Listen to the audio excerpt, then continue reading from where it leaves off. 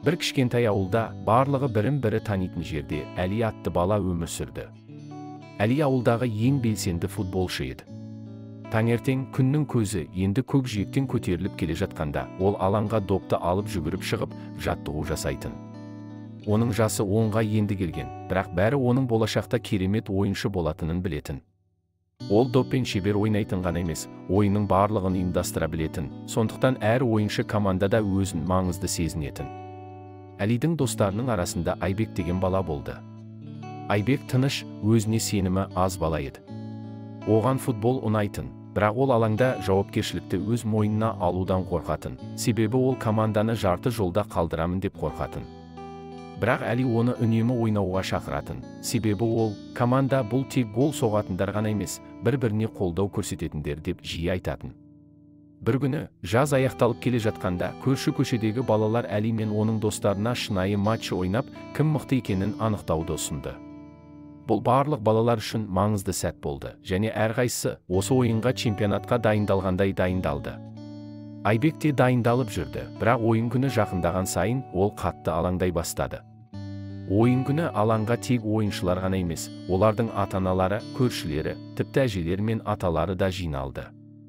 Барлығы балалардың қалай ойнайтынын көргісі келді. Әли толқып тұрса да, Айбектің қатты уайымдап тұрғанын байқады. Айбек, бәрі жақсы болады, деп Әли күлімсіреп айтты. Біз бір командамыз ғой, егер бір нәрсе дұрыс болмай жатса, бір-бірімізді қолдаймыз. Ойын басталған кезде екі команда да өз күшін көрсетті. Доп алаңда жылдам қозғалып, жеңіс бірде осы, бірде басқа командаға тиесілі болып көрінді. Әли өз командасын шебер басқарды, бірақ бір сәтте Айбек допты өз алаңынан шығарып жіберемін деп тырысып, оны қарсылас команда ойыншысына дәл беріп қойды, және олар гол соқты. Айбектің жүрегі сығылып, ол басын төмен түсірді, себебі ол команданы қиындыққа қалдырғанын сезінді. Бірақ дәл сол сәтте Әлидің дауысы естілді. Айбек, алаңдама. Бұл тек бір қателік. Маңыздысы ойнауды жалғастыру. Біз сенімен біргеміз, және бірге біз жеңіске жетеміз. Айбекті айыптау орнына бүкіл команда оны қолдай бастады.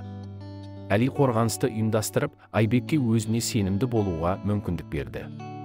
Әр уақытта Айбек допқа тигенде Әли мен қалған ойыншылар оны алға, Айбек, сен істей аласың деп жігерлендірді. Ойын аяқталуға бірнеше минут қалғанда, есептен болған кезде доп Айбектің аяғына келіп түсті. Ол Әлиге қарады. Ол алаңның басқа жағынан оған көз қысты, және осы сәтте Айбек өзінің неге қабілетті екенін көрсететін кез келгенін түсінді.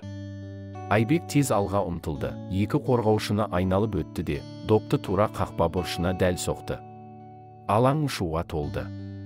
Әли бірінші болып Айбекке жүгіріп келіп, оны құшақтап алды. Мен саған айттым ғой, сен істей аласың. Біз бірге жеңдік. Ойыннан кейін барлығы Айбекті шешуші гол үшін құттықтады, бірақ ол нағыз жеңіс оның достары қиын сәтте оны қолдаған кезде екенін білді. Ол енді қателіктер маңызды емес екенін түсінді. Маңыздысы қайта тұрып, достарының қолдауын сезіну. Бұл матч балалар үшін маңызды сабақ болды. Олар команданың тек гол соғатын ойыншылардан емес, бір-біріне қолдау көрсететіндерден тұратынын түсінді. Әли, Айбек және олардың достары енді футбол ойнауға жиналғанда, әрдайым бірге күшті болатынын есте сақтап жүретін. Сол кезден бастап, олардың бірі алаңда қателік жіберсе, бүкіл команда хормен біз сенімен біргеміз деп айғайлайтын, және олар қандай қиындық болмасын, бірге жеңе алатынын білетін.